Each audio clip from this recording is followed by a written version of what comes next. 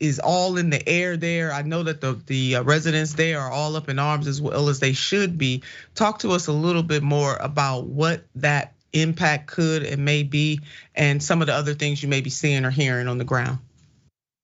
Yeah, I mean, what we know is that the rail industry really does not have an active commitment to safety. We've seen this time and again.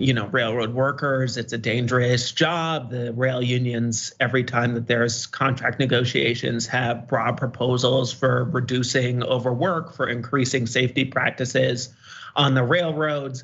This cross-union group that's gotten a lot of attention, Railroad Workers United, they have explicitly endorsed this new braking technology, but what they said to us is that 15 years ago, and Rebecca helped uncover this, 15 years ago, prior to the kind of real corporate greed stock buyback era that we're in now, Norfolk Southern was championing these new brakes. They recognized that in the long term, this would make them money. And so really what you have is, the large Wall Street banks encouraging stock buybacks, tying stock price to executive compensation. And that means that senior executives at Norfolk Southern don't think beyond the next quarter at all. They don't think about the long-term financial health of the business. And I think the other thing that really undergirds this is that it's a huge monopoly.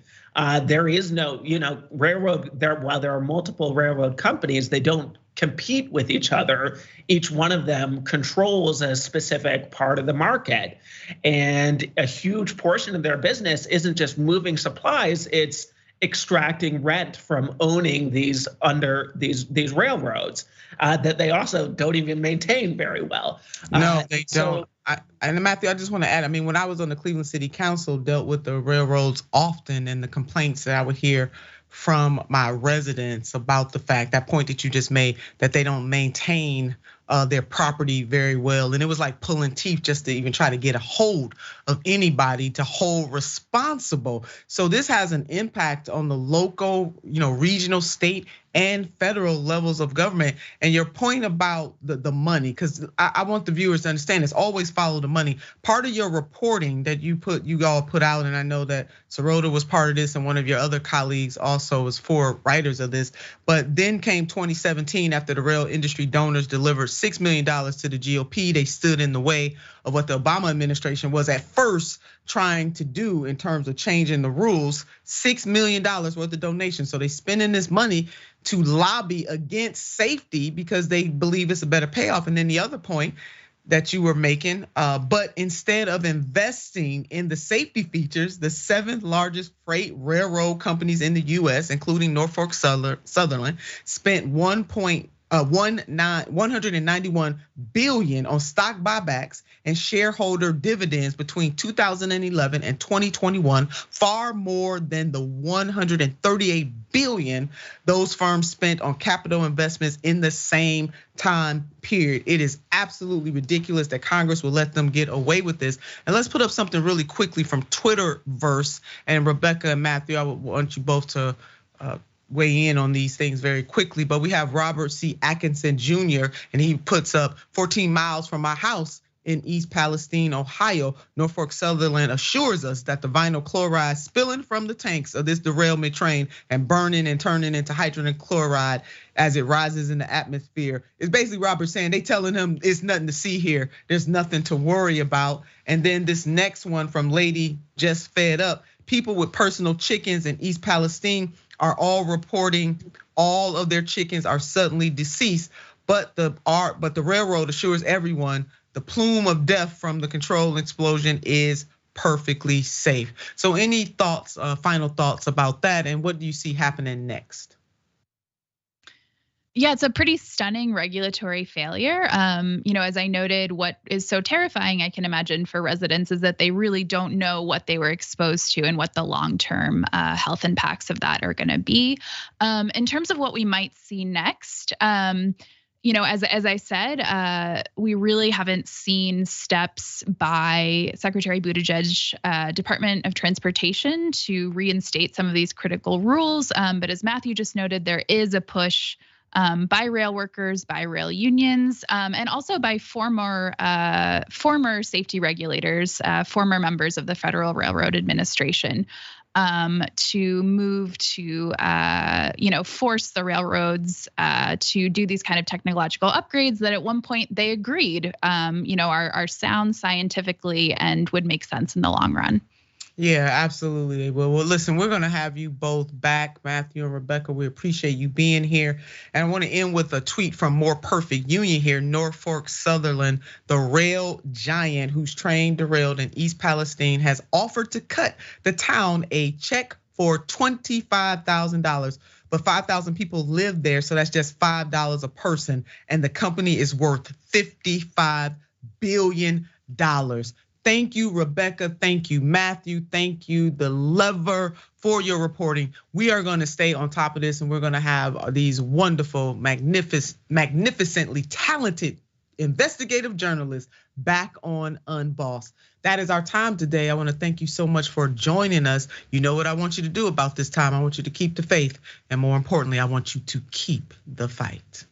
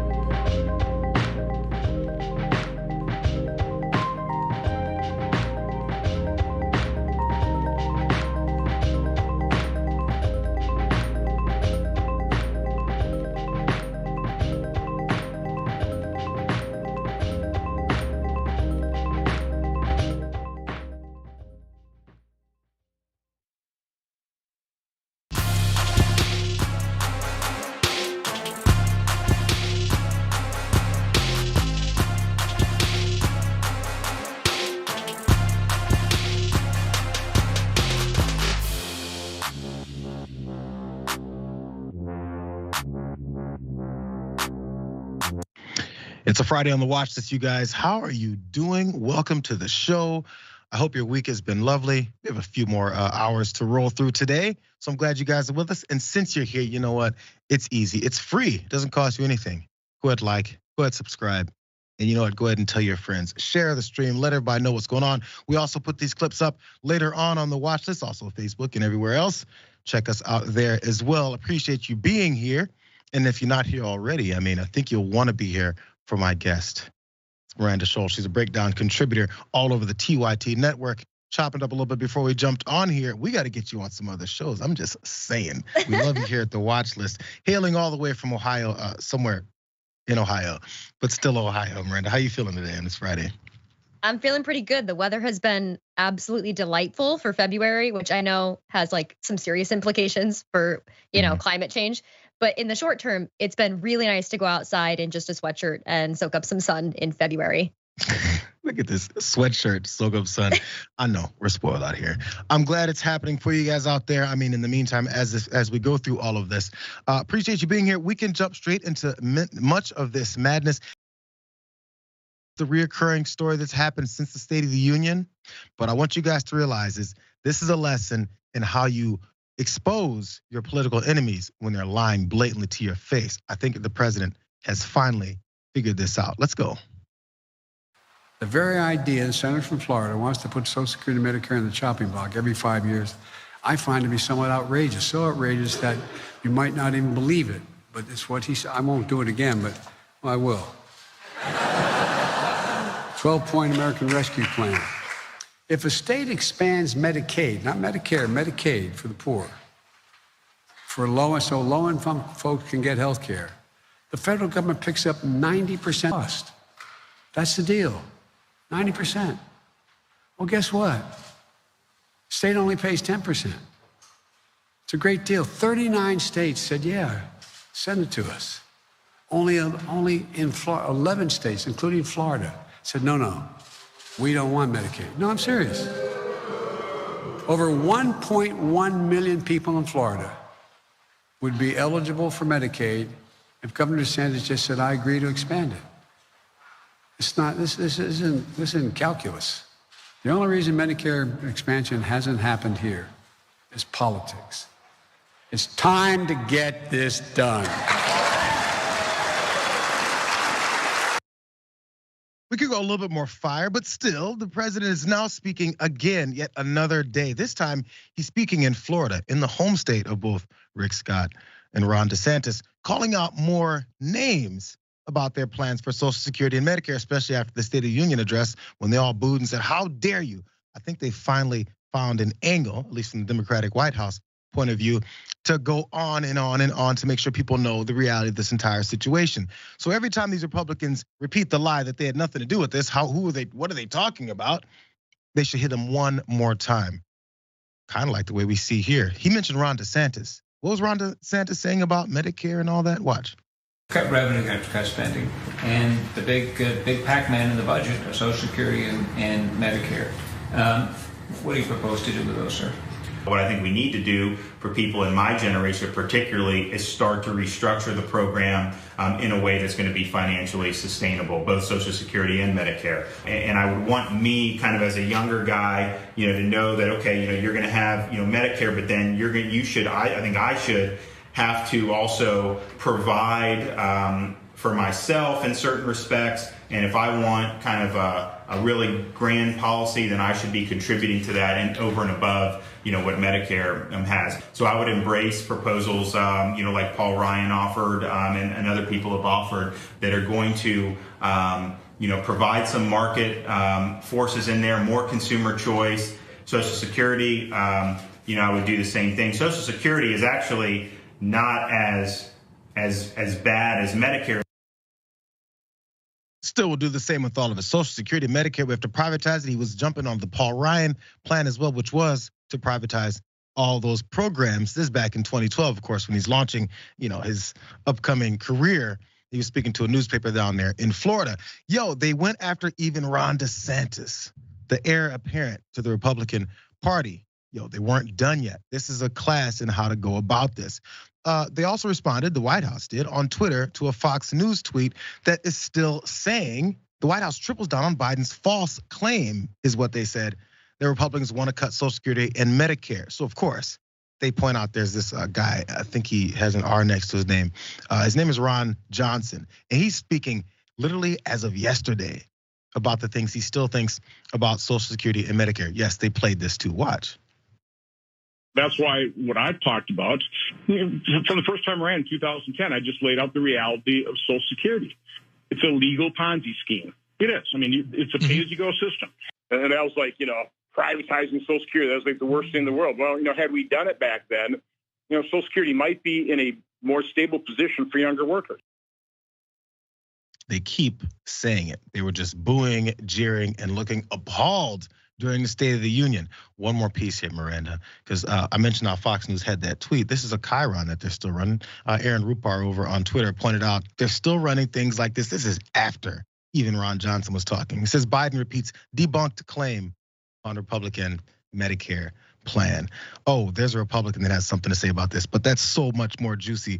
I'd like to hear your thoughts first.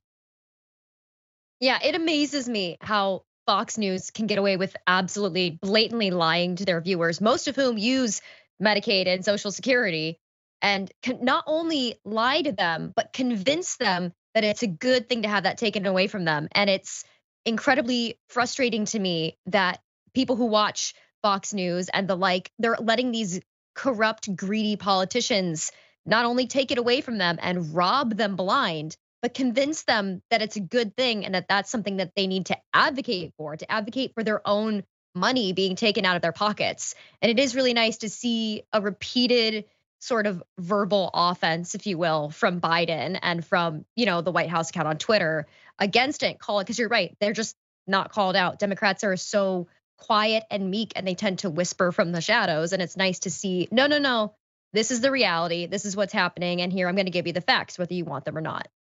I guess the likes of like Fox News assume that their viewers will only watch them, and then so they can say it's been debunked. They can say he continues to triple down and claim these types of things. But can they deny? Maybe they can. Can they deny the leader in the Senate, the minority leader, Mitch McConnell? Because he was also asked about this, and he has something to protect his own ass. And as this goes along as a Republican talking point in the line of what they're about, because there's plenty of them that have said so, he wants to point out, he's also naming names. He wants to point out, it ain't me, bro. It's this guy. Watch this. Well, unfortunately, that was the Scott plan. That's not a Republican plan. That was the Rick Scott plan. The Republican plan, as I pointed out last fall, if we were to become the majority, there were no plans to raise taxes on happy American people or to sunset Medicare or Social Security.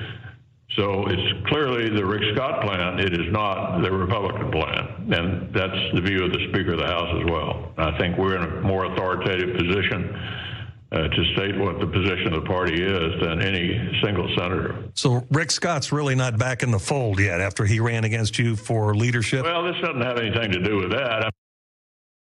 Oh, that's a whole different other kind of drama that we're experiencing there, which I think we'll talk about at some point soon as well. But he pointed out there, Mitch McConnell, first, it's not our plan, it's Rick Scott's plan, but also that's the thoughts of the Speaker of the House as well. Why can't Kevin McCarthy speak for himself? He's trying to encapsulate all the leadership to make sure that they don't get engulfed in this devastating truth that continues to surround certain members.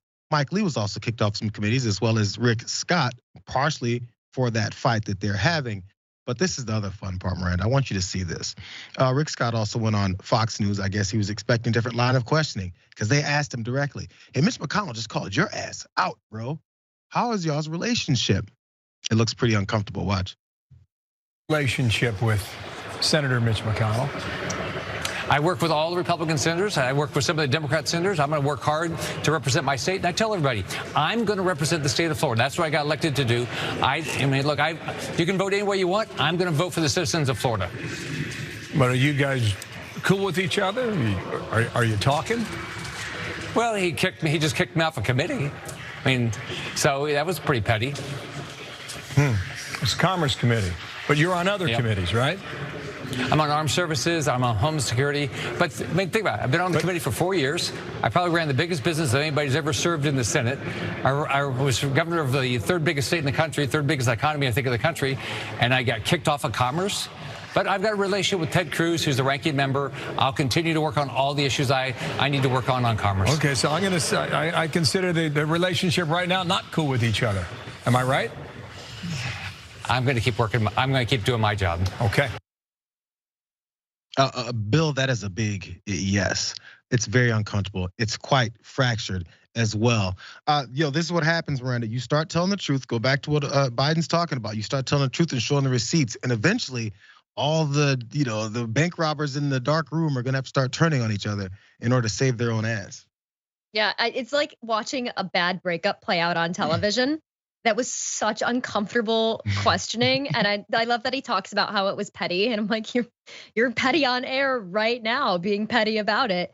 But you're right, because it's shining a light on all the bank robbers. They all have to start scrambling, and it just shows how easy it's been this entire time. If you just expose them for what they're doing and you give facts and you point it out and you're loud about it, they have to start scrambling and picking up the pieces. They're going to start throwing each other under the bus. And that's a really, really great start. And I hope that Biden's really good at giving leftist talking points. And I really hope that he takes more action as well as exposing them and shining a light on what's happening.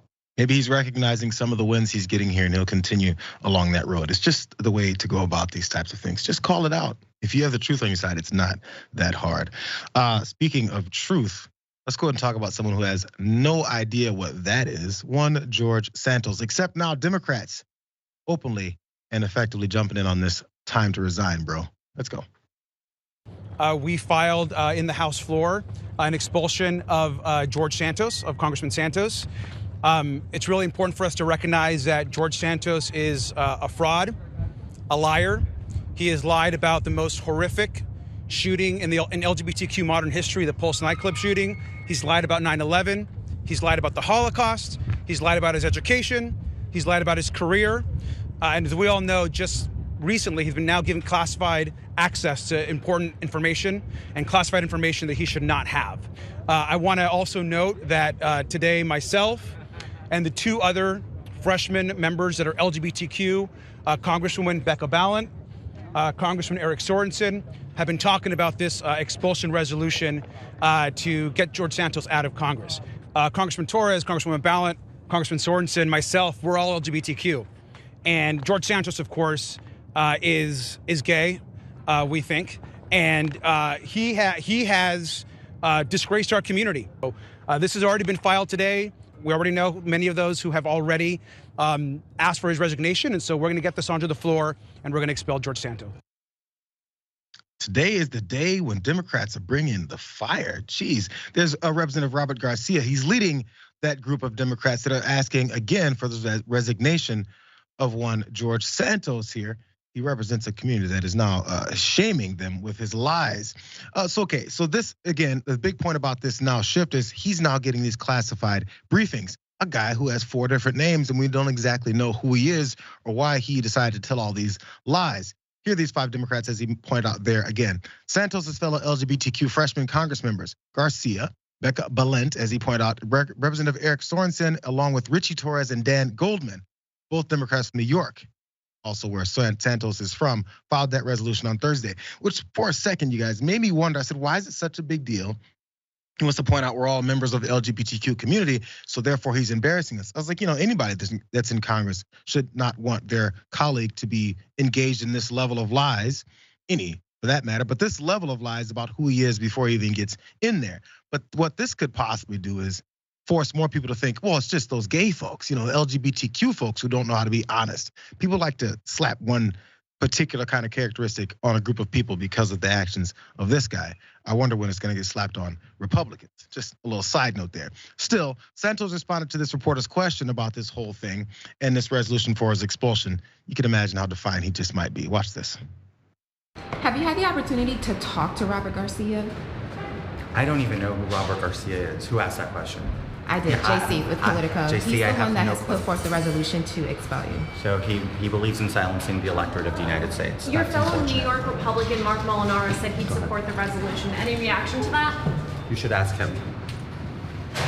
Any plans to step down? No. Thank you, Mr. Santos. No plans to step down because, he'd be silencing the electorate who voted for me. People in my district who voted for me. Weird because according to The Guardian, dozens of George Santos's constituents called for his resignation at the US Capitol. They made the trip to make sure that he saw and heard from them that they're also on the same group that want to silence the electorate. I guess that's how this thing works. Here, let's watch them as they showed up at his office. They were there. Watch. Press coming through here. Also, selfie everyone.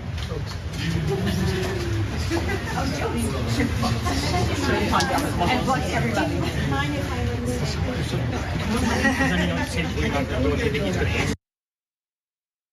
Those are just the people, though. How about a fellow congressman? I think there's a fellow congressman asked about this as well. I'm sorry, no, these are actually more constituents. Let's look at these numbers from MSNBC that pointed out Democrats that want him to resign are a whopping 89%, of course, because they're so hateful. Independents at 72%, and Republicans at 71%. It's not like it's overwhelming or anything, Miranda. He's just trying to do the good work for the American people. Just saying.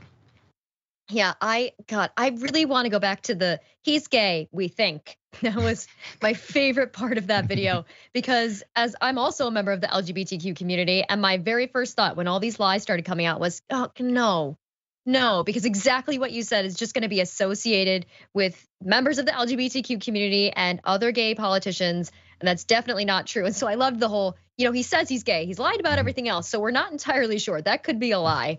And then moving on to his response, I don't even know who Robert Garcia is. That just makes you sound dumb.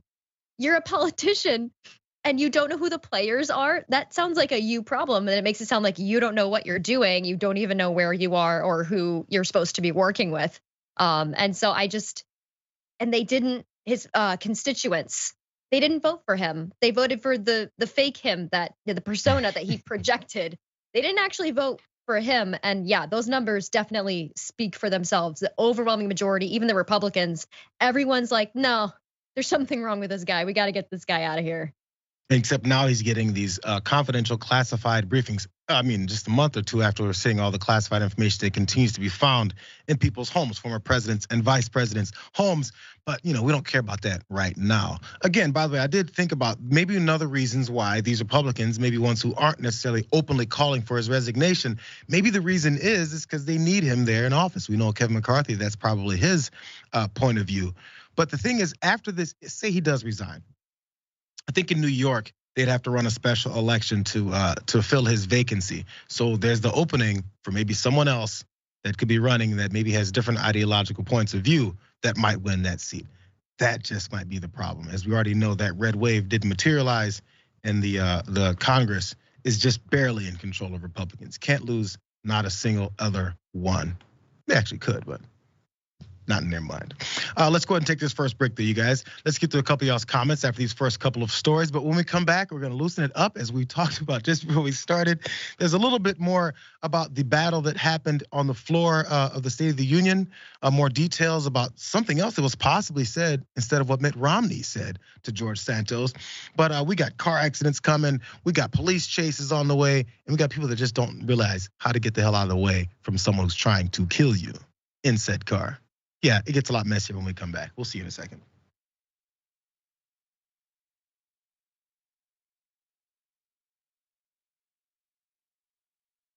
Welcome to Indisputable.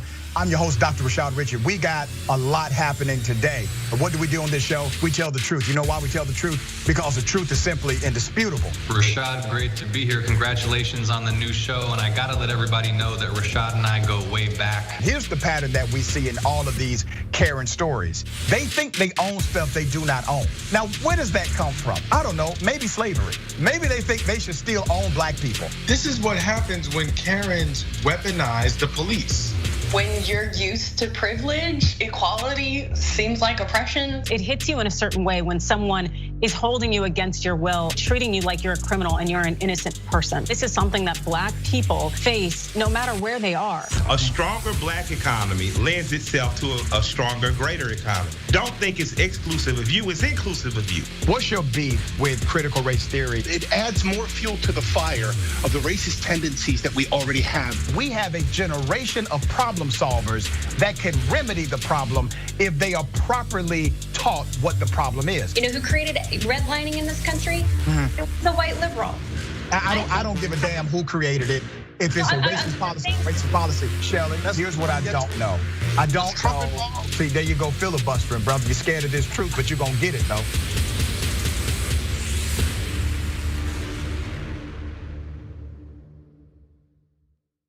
Climate is changing fundamentally, extremely, and non-linearly. It's becoming worse now. It's not when the levees burst that is the problem. It's in the anticipation of that. So I hope every human being is safe. And by human beings, I do not include multinational corporations, especially the ones that started climate change in the first place. What we're currently doing right now in cutting emissions is clearly not enough. There will be ramifications to what Trump is doing. I don't want people to suffer, but I feel like there's gonna be a lot of suffering because we have an imbecile as our leader.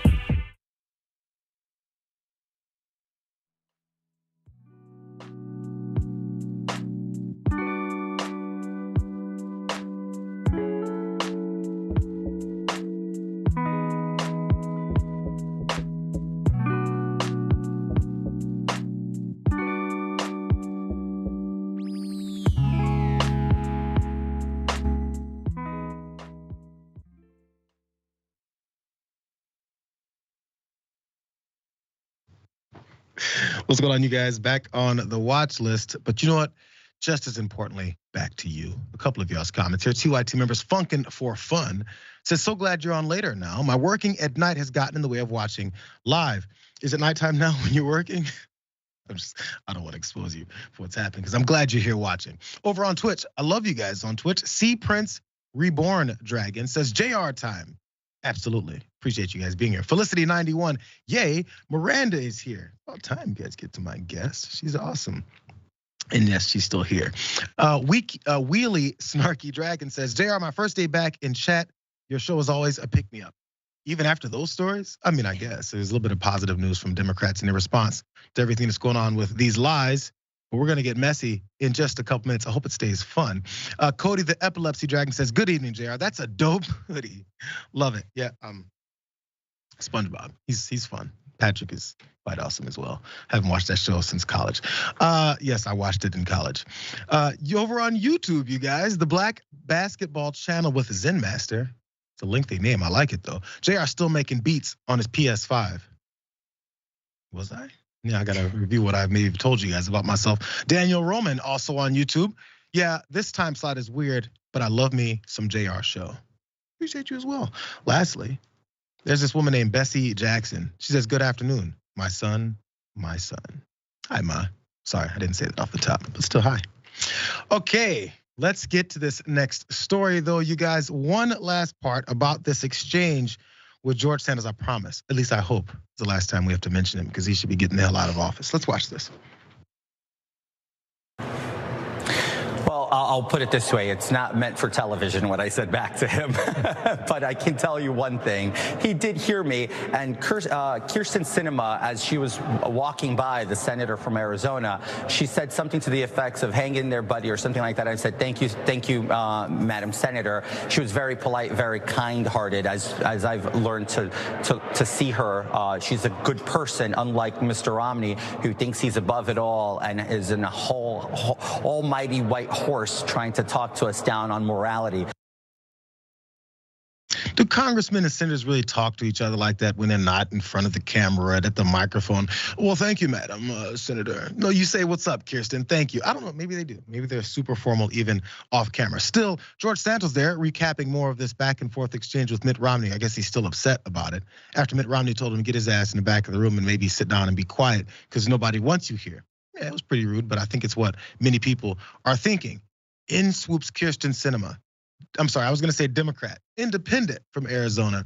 Apparently, according to George Santos, who always tells the truth, she came in and said, hang in there, buddy, hang in there. In fact, you guys remember that exchange? this was fun just because I like bad lip reading. Again, in case you guys didn't see previous, this was that little fight that Santos and Romney had. You ought to be embarrassed. Yeah, sure. You ought to be embarrassed. I'm You ought to be embarrassed. How are you? You ought to be embarrassed, son. Sure, You got man. me? Well, that's your Ass. opinion. You're an ass. Yeah, you're very formal.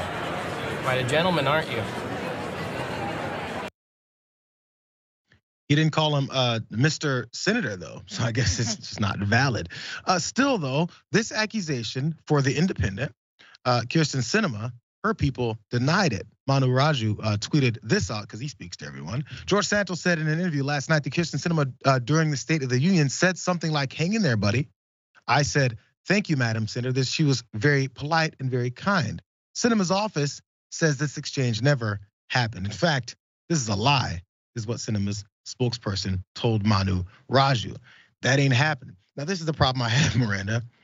We all know, and so does George Santos know, and Anthony DeVolder, he knows that too, that he's been lying since he even popped up on the scene.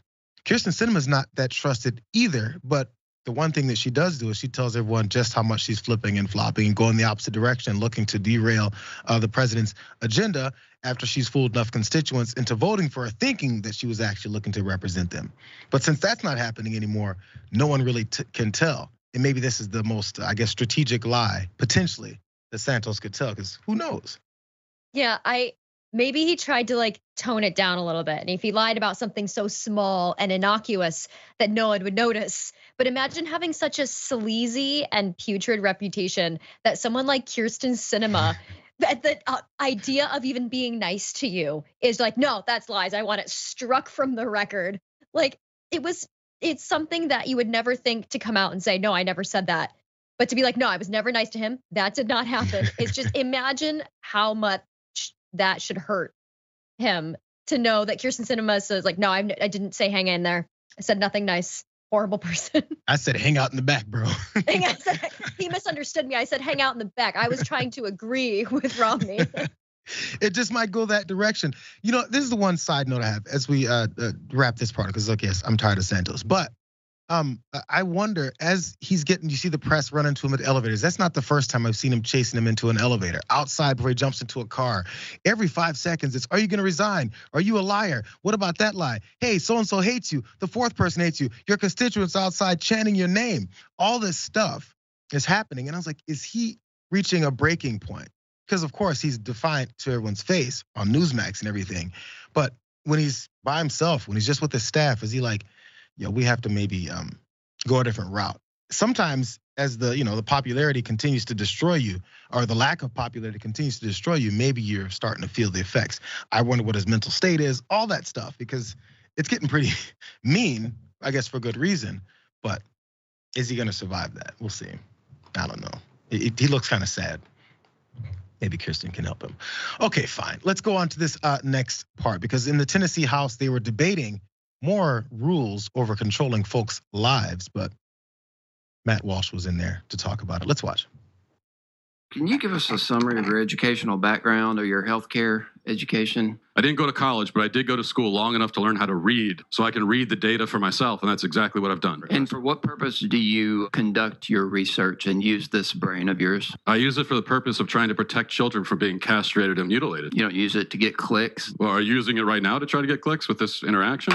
You know, if you're going to come before a committee and make mischaracterizations and misrepresentations, it's fair game for us to ask you your educational background. I kind of have to question your public policy beliefs. And you also stated there'd been no studies. Well, I'm sitting here holding a study from the American Academy of Pediatrics, suicidal disparities between transgender and cisgender adults and children. Before you state things, you may need to know all the facts.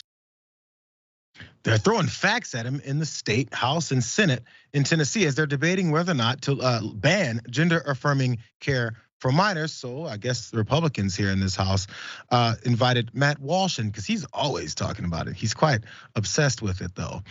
So as he advocates for this whole thing for underage girls to be impregnated as well, it's one of the reasons why they were asking him, so what are your credentials on all these thoughts about underage folks? What is it that you know? This one particular exchange stuck out to me even more. Watch.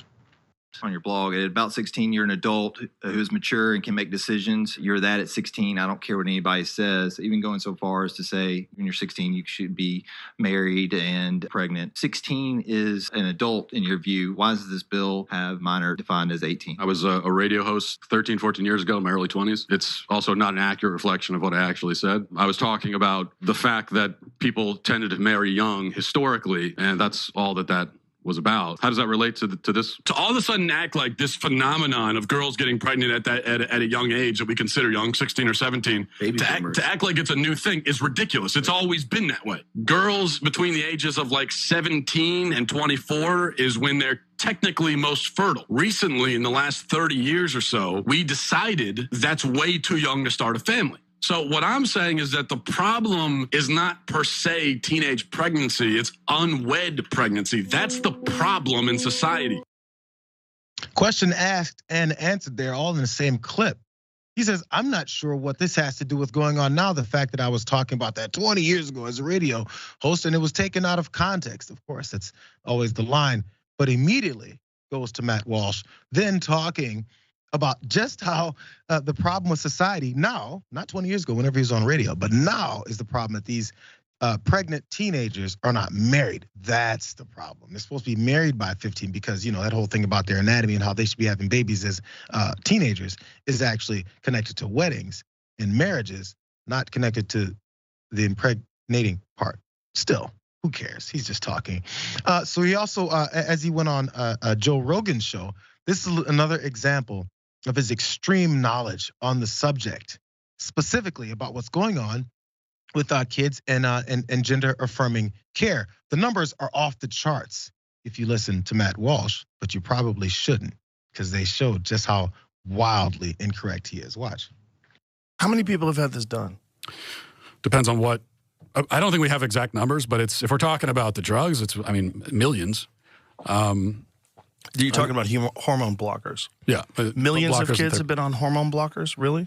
I'm sure someone's going to fact check me on that, but my guess is that we're into the millions now at this point. Yeah, that would be my guess. It says over the last 5 years, there were at least 4,780 adolescents who started puberty blockers and had a prior gender dysphoria diagnosis.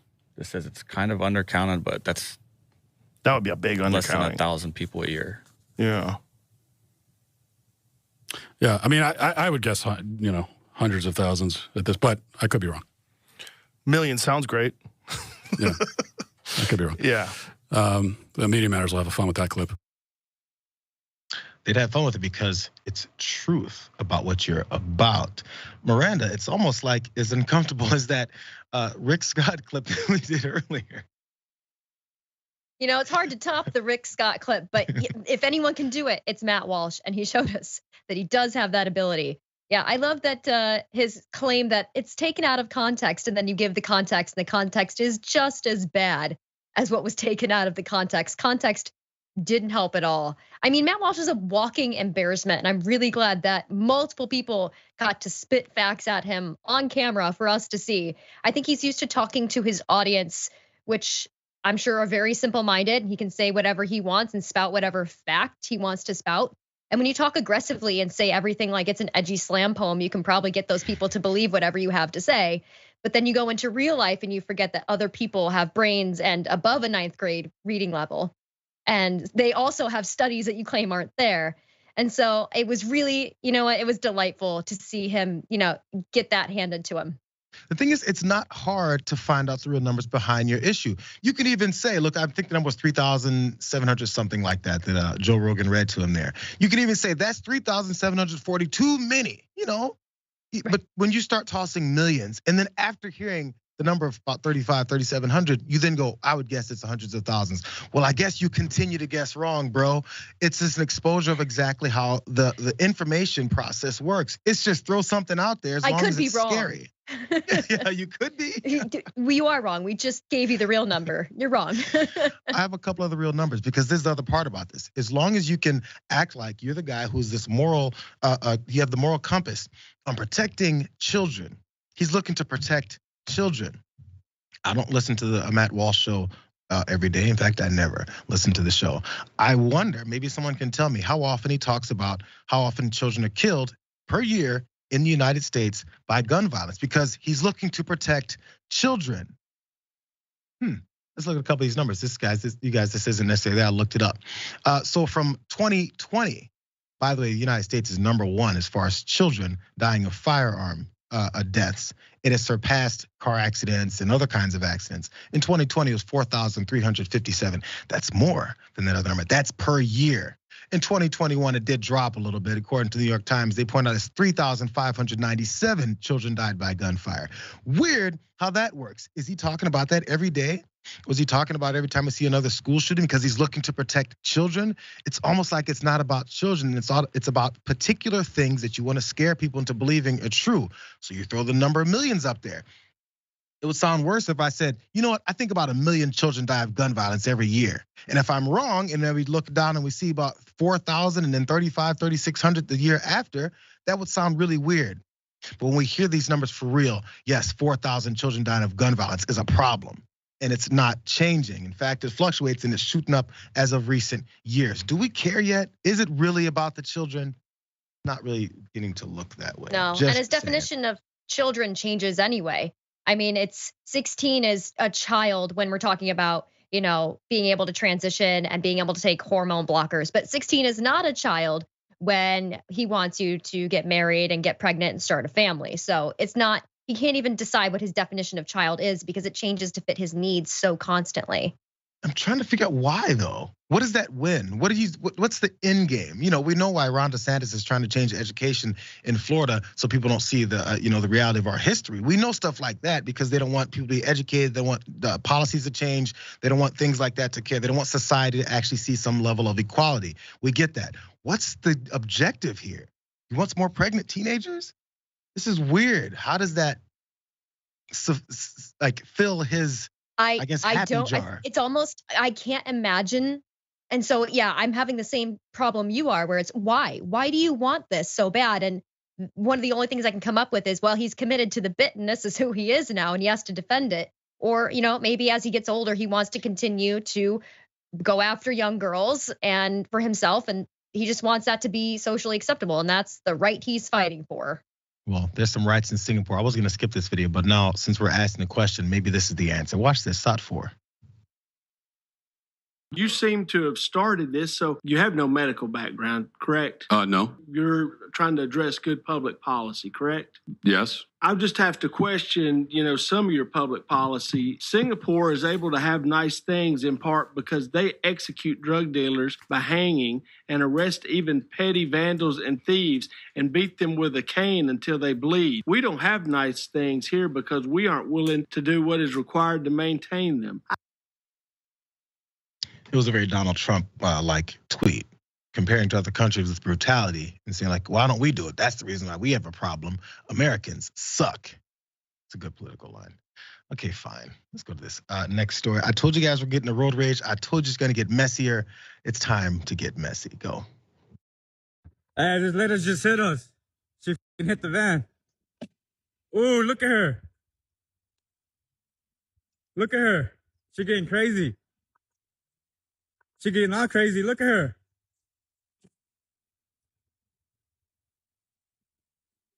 Look at her.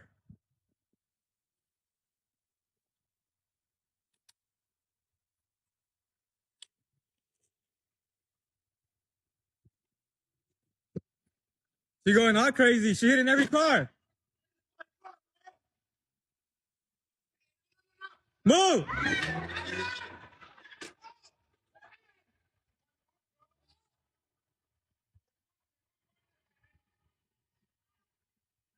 I got everything on video.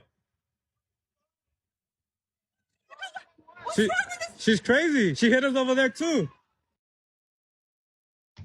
Fascinating play-by-play there from our man that was filming this lady down in Orange County, California, just deciding to have a bad day and make everyone else's just as bad. She rammed into multiple cars there in this parking lot. I believe this guy was at work when he saw it. But the thing is, as he keeps pointing out, watch, she's going crazy. Other folks decide to get in the way, and he finally gives some really sage advice. Get the hell out of the way. Watch this. Watch out. What the? Move out of the way. Move.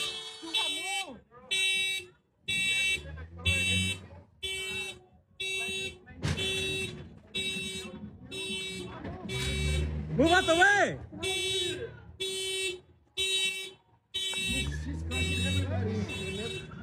Oh, move. Move out the way. Move out the way. This bitch is crazy. Hey! Everybody get out of there. It's not worth it. It's not worth it. Watch out. Sir, it's not worth it. Let her do it, sir. Sir. Get out of the car. Let her do it. Right now. Sir. Get out of the car. Wait, watch out of there. Whoa, whoa. Damn. And then she took off. For some reason, you have to give people advice on how to move out of the way of a car. I'm not sure what this guy's plan was here to, I guess, pick up the car, lift it, flip it over, make sure she can't drive it anymore. It's quite obvious that she has no regard for anyone else's life, and she was charging directly at people in the street, not just in their cars. And I'm wondering why the white car there got the love tap. I'd have been happy if that one was mine versus the rest of these going down. Your thoughts on this, Miranda? Because we did a story the other day about this valet who screwed up a couple Lamborghinis, but that was on accident. Maybe got the gas and the brake mixed up. This lady was hunting for some cars and some bodies. Yeah. It was pretty scary. I love that you pointed out the love taps. I loved how some cars only got love taps and other cars got full on rammed. It was a little boink for you, but then a slam for you. And it was wild to see her going faster after the people than smashing into the cars. And then you're right, people kept getting in the way. And he's telling, no, move, you have to get out of the way. She's clearly insane. But people keep just valiantly trying to open her door, get her to get out of the car. And like, she's already gone. She's beyond that point. She has committed to this. And you just have to let her, like, the cars are one thing. Cars are replaceable. Like, yeah, it would suck to have to replace your car, but you are not replaceable. This is what I was wondering. Maybe it's a Southern California thing. Insurance is skyrocketing. Cars are expensive. Gas is so much up. You're like, I don't want to have to repair this car. Is that why people are putting their lives on the line? Bro, it's your car. I get it. I love my car too. Relax. I think your legs might be a little bit more valuable to you. By the way, when she took off, it didn't end there. You can imagine. I was like, well, someone caught up with her, right? They're videoing everyone. There's no police being called. Yes, they were called. And deputies then spotted this unidentified woman and they tried to pull her over. But then she took off again, ending up on the 5 freeway. California Highway Patrol took over the chase and eventually she was taken into custody, thankfully, and arrested for assault with a deadly weapon and felony vandalism.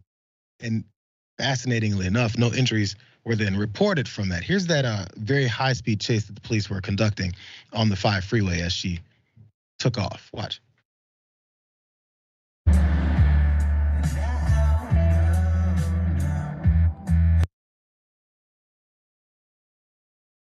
Definitely not the pace that we're looking for, at least normally on the freeway. They shut down the whole freeway just to get this lady out of the car. We still don't know the motive, but it was definitely messy. Good stuff, good stuff. I'm glad she's off the streets. Who knows what exactly happened.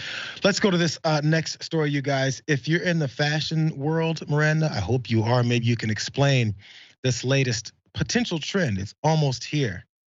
I kind of want to try these too, but let's watch some of the problems with these boots. The new MSCHF boots are impossible to take off.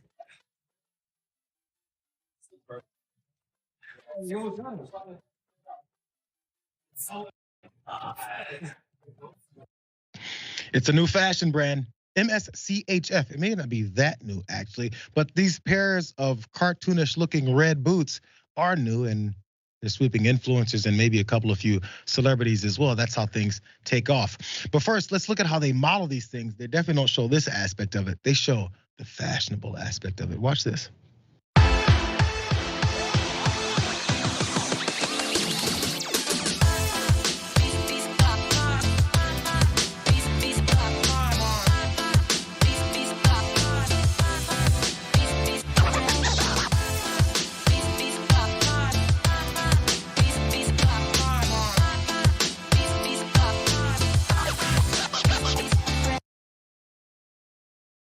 Is it I at least want to try them. I'm like, I don't want to keep them.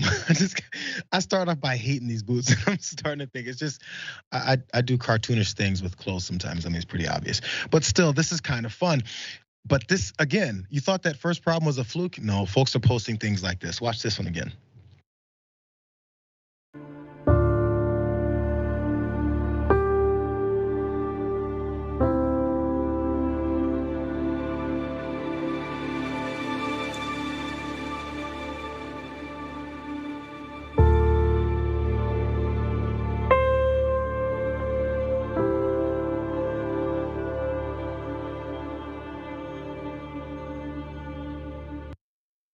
I think you'll end up with no sale from that store if you can't get the damn boots off of the customer just trying to try them on. The internet has also responded to this, as you can imagine, and I wondered if they would love it or hate it. Memes, of course, started. There's Tony Soprano, apparently. I never watched the show. I'm not sure if there's a scene that has something to do with his boots, but it's fun. Also, what is this movie again? The Devil Wears Prada. The Devil Wears Prada. And is that Miranda? Right? Her name is Miranda, isn't it? It was perfect for today. She's rocking the boots in these. But you know what? This next one of NBA star Shai Gilgeous-Alexander, that's a real picture. I haven't independently confirmed it, but apparently he's part of the newest trend and looks just as cartoonish as the fake versions as well. But there's one other thing about this, because I saw that name and I was thinking, I feel like I've seen this name before. They've created other trendy footwear. They also teamed up with Lil Nas X. You remember these? Because they were quite satanic, specifically satanic with a little bit of blood in the bottom. They modeled this after the Nike, which ones are these? The Nikes, the Air Max 97s. They've modeled them after that. And now, of course, lawsuits came to them for using that design. Nike wasn't very happy about that, despite the fact that they also created some Jesus shoes off the same style. No lawsuits there. But by the way, last piece here, before you jump in here, Miranda. The designers that did this isn't a joke. It's not supposed to be something you just play around and put on a meme or something like that. They're looking to sell these for $350. MSCHF rejected the idea, though, that these boots were a joke. They said it's not satire. They said it's in a statement to the New York Times. But what's interesting is that we're at a moment in time where it doesn't even have to be. I'm not sure what they're talking about. It seems like artistic talk. But still, they're selling these boots because maybe things like this have worked in the past. Let's look at this last graphic, number 7, you guys. Apparently there's been puffy heels as well. Those actually look kind of comfortable. Why isn't that a new thing? And also the slides. Those slides that also cost $100, something like that. I guess I'm an old man because I don't get it, Miranda. I mean, who hasn't always wanted to look like a Lego? With these boots, now you too could be a part of the whole Lego piece that you're building. I think these boots are hilarious. I think that people can't get them off is also hilarious. Maybe that's their sales pitch. You try them on the store, you can't get them off. Well, you have to pay for them to take them out of the store. So maybe that's their sales trick. I will never understand spending $350 on a pair of anything, much less boots that look like they aren't really designed to fit the human, anatomy. I take one look at those boots and I think there's no way your foot's gonna fit in there and make it out, comfortably. I think they're hilarious and people are free to spend their money however they choose. But yeah, just looking at that, it looks like you have to have the world's tiniest Lego stick leg to fit in. And then how do you get your foot back out? Did you notice as the lady was walking in this video that we have here, they kind of bend at the point of the barrel of the shoe and then the foot part. So I feel like there's gonna be a rub happening probably around the ankle. Oh yeah. And potentially around your shin where it's consistently bouncing off if you're not wearing socks or something like that. Beauty is pain. Oh, I'm wondering, or maybe they're made of such soft, cushy material that all these things just feel like you're walking on a cloud of air. I'm saying nice things about these boots just in case, they're nice enough to send me a pair. We have another segment that I love. Let's go ahead and jump to this. Fine. Let's wrap up the show. Let's wrap up the week with some anger, but we can laugh at it too. Let's watch.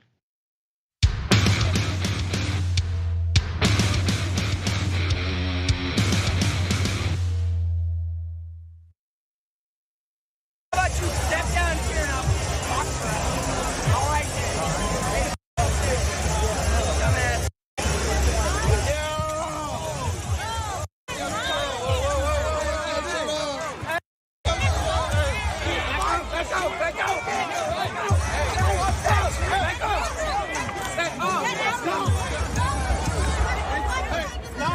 Hey, little boy. Hey, little boy. No.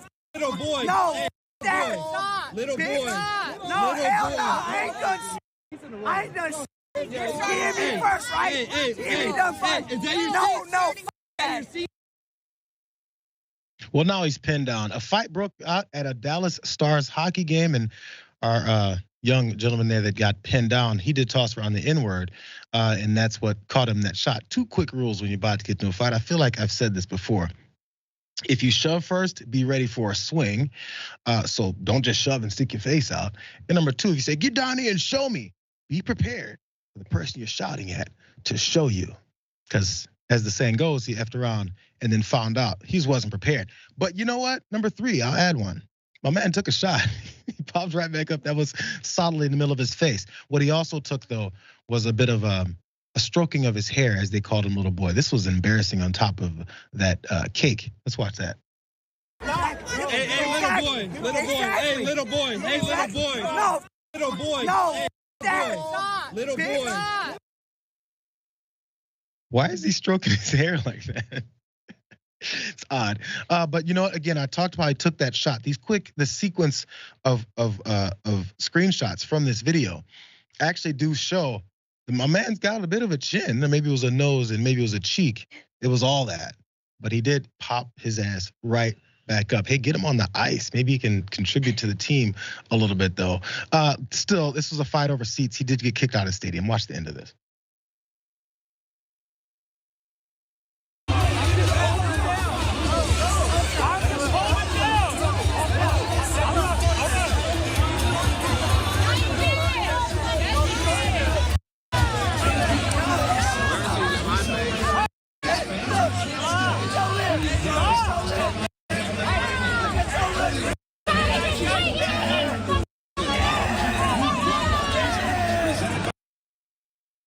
Again, he was in the wrong seats. The person there filming that second angle, he was in their seats and he started fighting with the next guy who then two-pieced him in his chin over this whole thing. Again, you know, I think a lot of people may have moved down in seats at games and stuff like that. But what you don't do, they said he's being annoying and bugging everyone.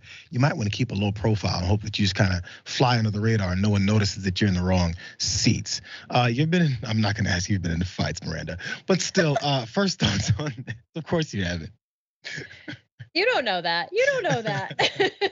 I gotta say, I box though. I'm a boxer, and that was a pretty solid punch to the chin that he gave that guy. The power of the mullet turns out is not that powerful. And the girl that came up, the girl he was with, she was a lot scrappier than he was. I gotta say, but she came right in there after that punch. And it just sent it. You're right. He got right back up after that punch and went right back in. But turns out the power of the mullet, not that powerful, because the guy in the black shirt does not seem incredibly fazed by 2 people attacking him from below. I kind of missed, I guess, I saw he's, I think he had a ring on. I guess his wife or whoever's with him, I didn't realize how much she really got in the middle of it. I guess it's you got someone to have your back, even when you're the one in the wrong. It still goes down that way. Glad he's got a little bit of support there. But you know what, you guys? Because it's Friday, we've got another one. Let's go.